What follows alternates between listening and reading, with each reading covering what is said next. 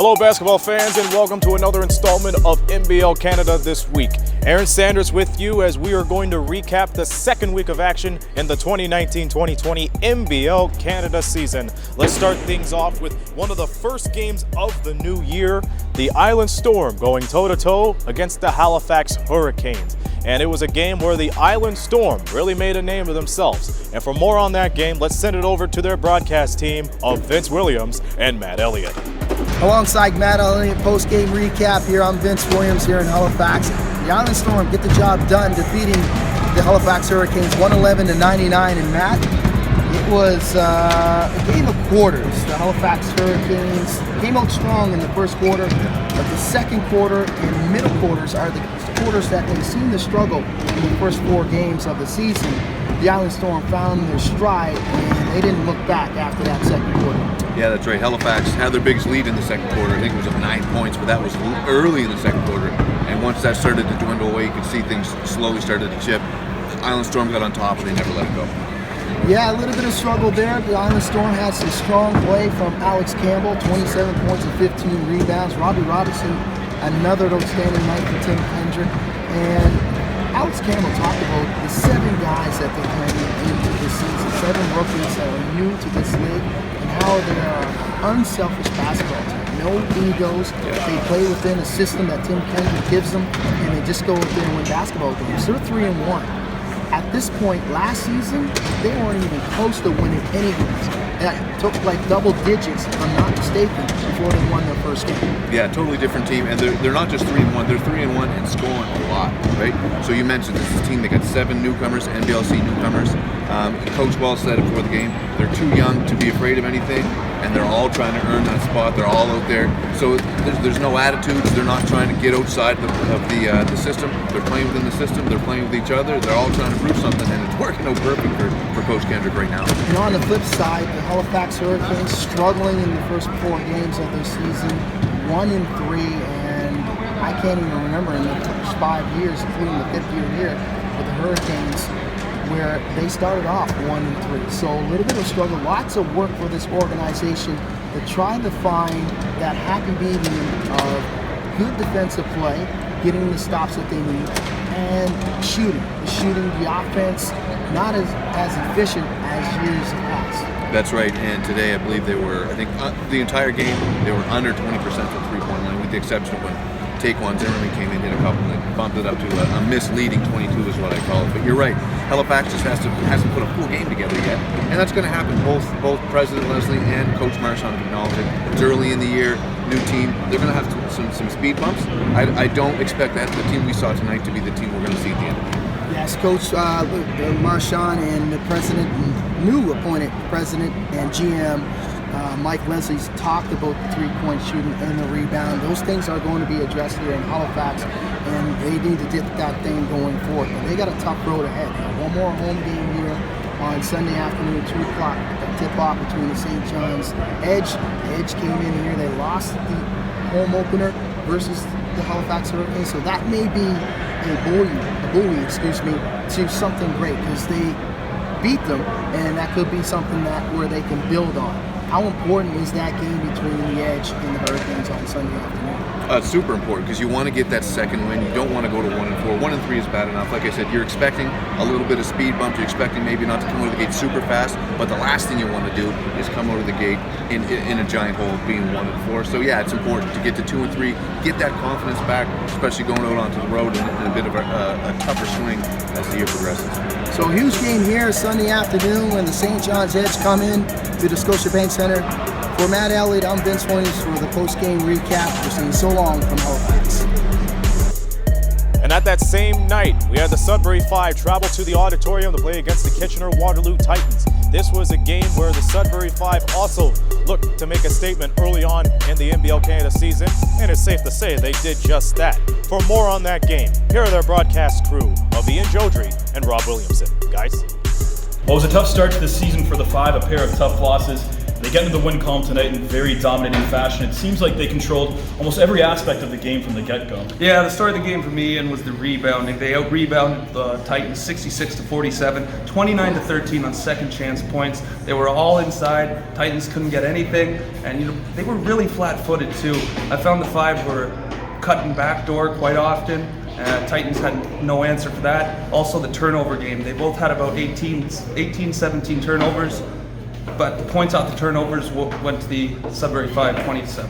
And you look at their last game when they lost to London, Jalen Bland was one of the starters that went 0 for 22 from beyond the arc.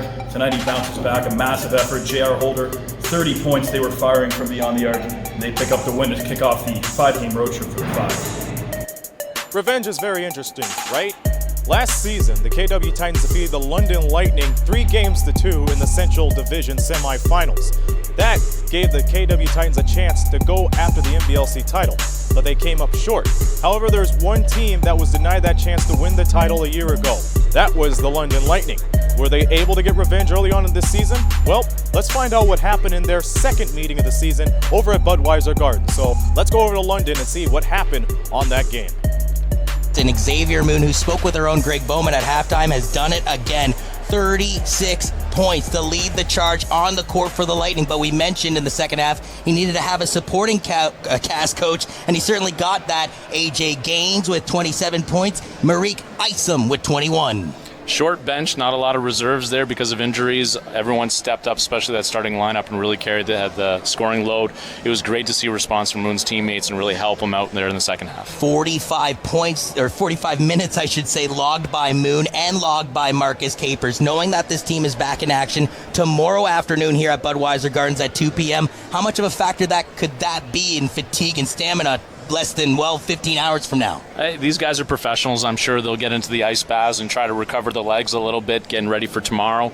Obviously, they're pretty tired right now, but they'll get a good meal in, get a good sleep, and then hopefully a nice little short scout tomorrow and get ready to come back and play. But I wouldn't be surprised if they're a little worse for wear after tomorrow's game. How disappointing does this evening have to be if you're a KW Titan, knowing that you fall to 0-2 on the season against the Lightning, 1-3 on the year in the central standings in the NBLC, but more importantly, I thought they really had this game at halftime. They had an amazing second quarter of play. They had a solid third quarter.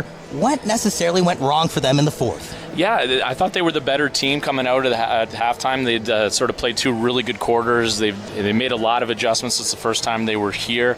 I think it was just the shots didn't start falling, but more than that, the Lightning started to rebound and run off of it. It's just easier to get everyone involved when they're playing at that tempo, especially with the type of athletes they have running the lanes. So I think some of it is just shots not falling, but then also them not being able to recover and be able to guard their own rim. Xavier Moon, back-to-back games being the player of the game. Can he possibly pull off the hat trick tomorrow against the Sudbury 5? Oh, I wouldn't put it past him. He's a hell of a player, and he did a really good game today outside of the points, almost getting a triple-double, chipping in with rebounds and assists as well. I thought he was fantastic, but I'm sure he's got lots of really good games ahead of him. Well, it wasn't a 102-93 final after all at Budweiser Gardens, but the Lightning do get the victory, producing the most points so far in the year with 113. We have an interesting feature for you here in this second episode of NBL This Week. And a lot of people have been asking, okay, what are the highlights? What about our favorite players? What about our favorite teams? Well, now, this is the opportunity for you to see what has unfolded in the first 2 weeks of the NBLC season. And this little interesting feature we call NBL See Cuts. Here it is.